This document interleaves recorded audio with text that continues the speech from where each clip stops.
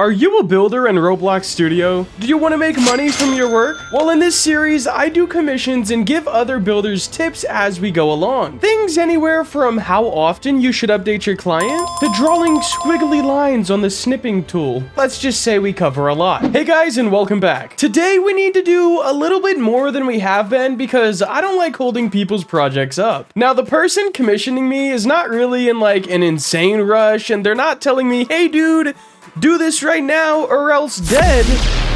No. I just don't want to be the main reason anyone's project gets delayed, so let's get on into it. In the last episode, we made the spawn, and it turned out alright. In today's episode, we're gonna make World 1, which is 3 beach zones, but progressively getting more grassy to lead into a farm zone. To start everything off, we need to do our squiggly line snip tool drawing. This helps me and the client stay on the same page. They know what to expect, and I sort of have a plan going into the build. It's also a super simple way to bring like what's in here to a slight reality. I don't know, man. Snip tool for the win. Now that we've got the drawing done, all that's left is to bring this thing to life. After everything is drawn out, I like to open up a notepad on my computer and just make a quick little list of assets that I need to make. It just helps me stay on track and make sure I have all the assets so I don't have to keep going back and forth from Blender to Studio, back to Blender, and back to Studio, etc. Today, the assets we need to make for these 3 zones, I think I held up a 3 zones, is going to be a new terrain piece, a leaderboard, a fishing cart, which I've never heard of until like right now, a food cart, which I have heard of, as you could tell, and a wishing well. With the list done, let's hop into Blender and start knocking these things out. Let's do the border piece first because I am most familiar with these and know how to do them in like 2 seconds. I'm gonna start with a cylinder that has 7 sides, extrude the top, scale it a little bit, and boom, we have our basic shape. Now let's inflate it and add another loop cut just for some extra design. Next up, let's make the leaderboard. I think scaling a few cylinders and then rotating them 90 degrees will work good for the frame, and then we can stretch a cube in the middle for the display area. Now just to add some extra detail, let's go ahead and add some Taurus knots to each corner of this leaderboard, and then let's add 2 little stone things at the bottom just for one more slight bit of detail. Now it is fishing cart time. Yeah, if you don't know what this is, neither did I. Here's a picture.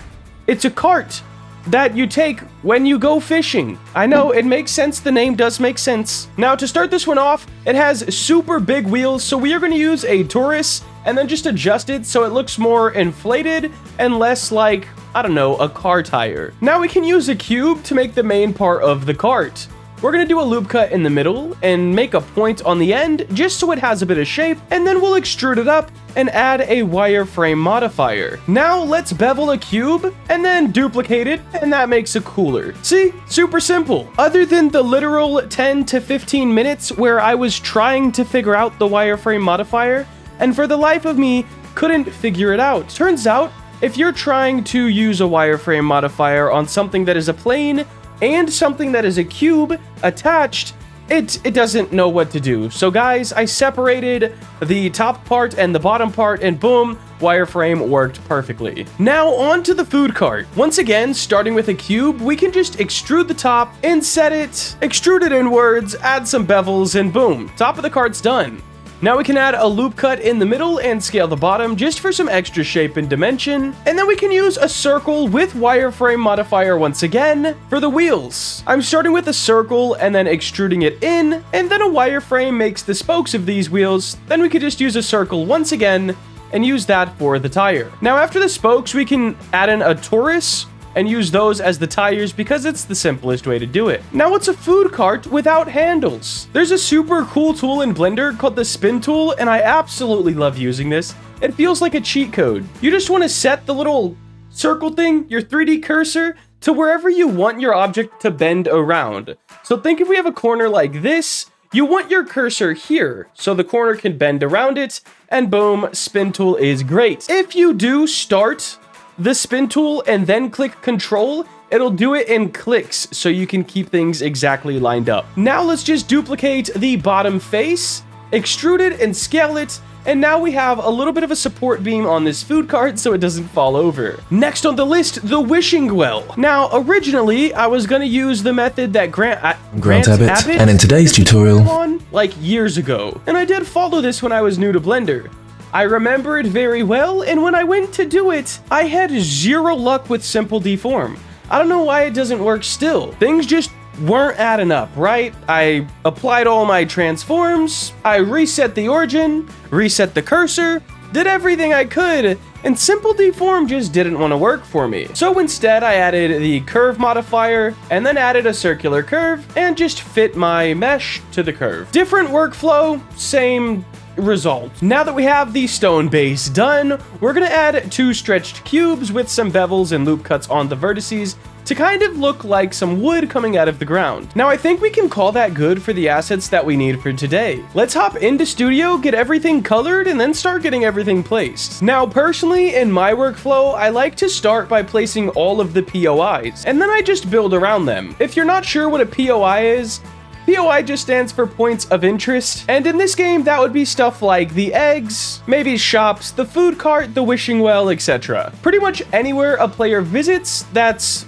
aside the main gameplay loop. Now that we have all of the POIs placed, it's really just placing the terrain down, and we made 3 variations of this. One is full sand, one is rock and grass, and one of them is dirt and grass. Like stated earlier, the goal is to go from full sand to pretty much full grass. And this should be pretty easy since we have the 3 pieces. We're gonna sort of copy, paste, scale, rotate, etc.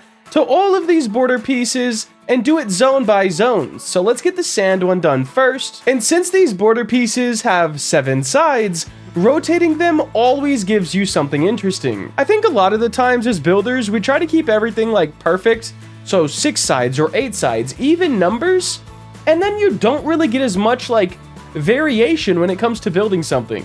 So recently I've been trying to step outside the box a little bit and use odd numbers, and it definitely has a better aesthetic in my opinion. Now that we have some sand, hills in the middle, and all the terrain placed alongside the POIs, let's use the brush tool and sort of just scatter some X's around the play area. The next 2 zones is a rinse and repeat of what we just did in this one.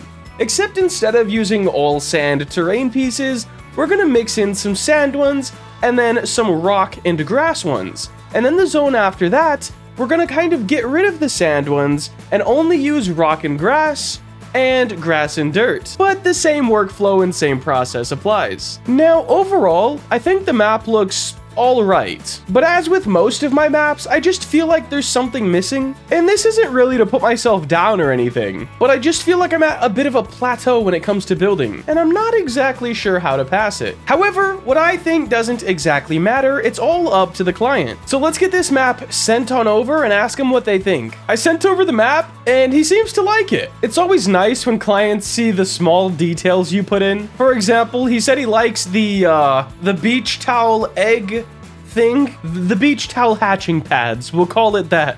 And he also likes the upside down bucket as the egg pedestal, so it's really cool when clients notice these small details that a lot of players might just kind of look over. So after speaking with the client for a little bit, he likes the map. Neither of us have many ideas on what could be added at this point in time.